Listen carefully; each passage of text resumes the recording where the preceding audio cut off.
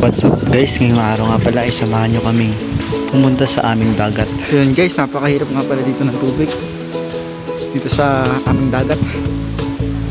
So kailangan mo pang magsakay ng bangka para makakuha ng tubig.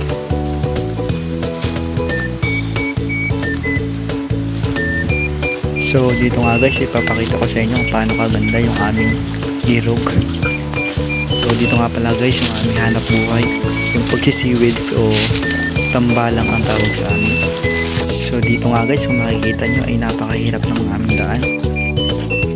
Bukod nga guys sa matutulis ang mga bato ay marami pang butas na madadaanan. So yun nga guys, kung nakikita nyo ay natatanaw na yung aming dagat. Bali kung masipag ka nga lang pala guys dito maghanap buhay, hindi ka mahihirapan.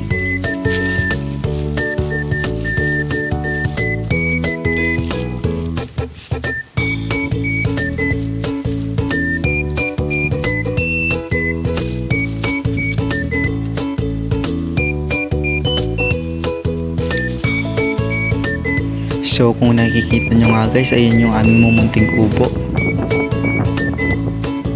Kung pupunta kayo dito guys, ay talaga namang napakaganda at sulit. Sobrang tahimik.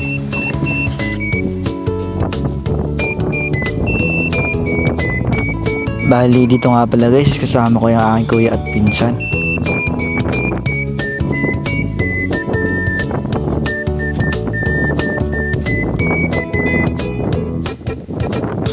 At dito nga guys, sa part na to ay nagsaing muna kami.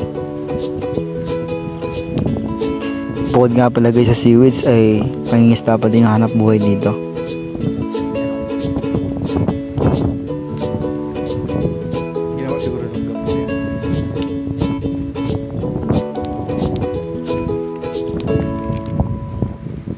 So ayun nga guys, habang hinihintay namin maluto yung aming sinahing ay pinagmamasdan namin yung ganda ng aming irog.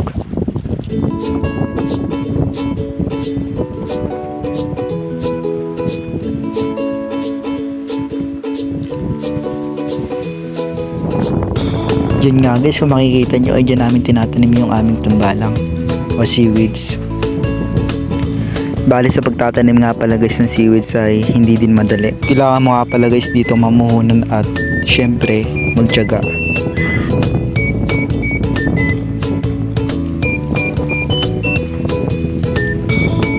So dito nga guys, sa part na to ay pumunta ako sa aming pangpang. Kung makikita nyo nga guys ay meron kaming balsa. Yun nga pala guys yung ginagamit namin kapag nagtatanim kami ng tambalang. At syempre yung pag-harvest namin. Bali ganito nga pala guys yung itsura ng aming tambalang.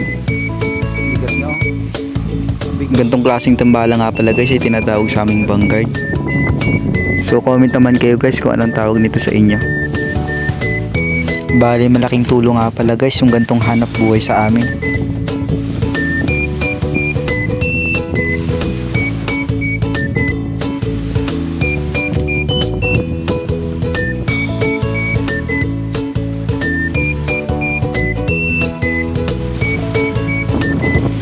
Dito nga guys ay saktong inabutan kong magkakating yung aking angkin ng kanyang seaweeds.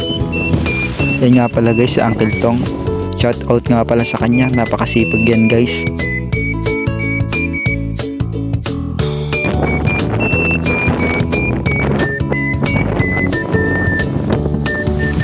Itong seaweeds nga pala guys ay madali lang paramihin kapag masipag ka lang.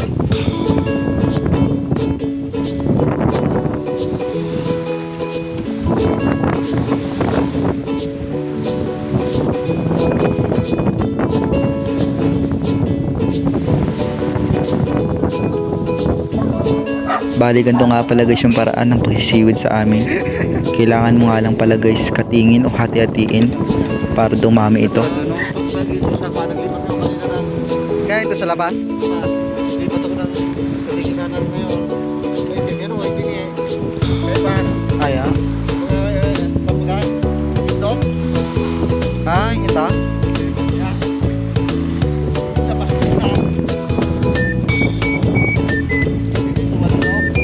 Malinis.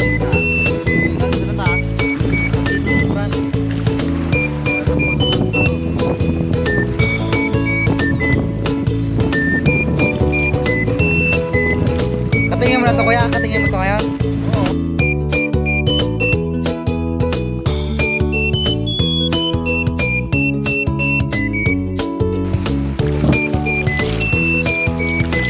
Saan ka nagatanim doon dyan? Sa labas?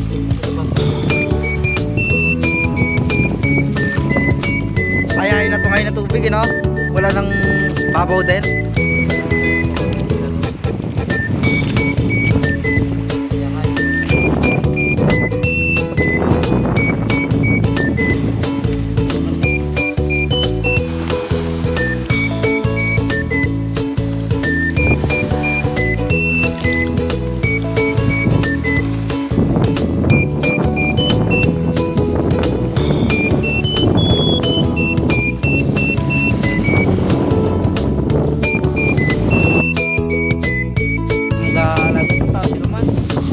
Bali, tinatali nga pala guys itong seaweed sa rumbayan o tali. Pagtapos naman guys ay tsaka lilikawin at itatanim sa dagat.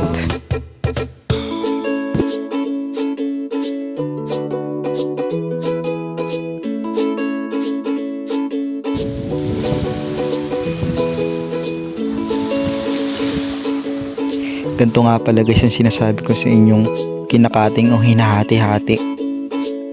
So hanggang dito na lang guys, paki-like naman at paki-share yung aking video kung nagustuhan ninyo.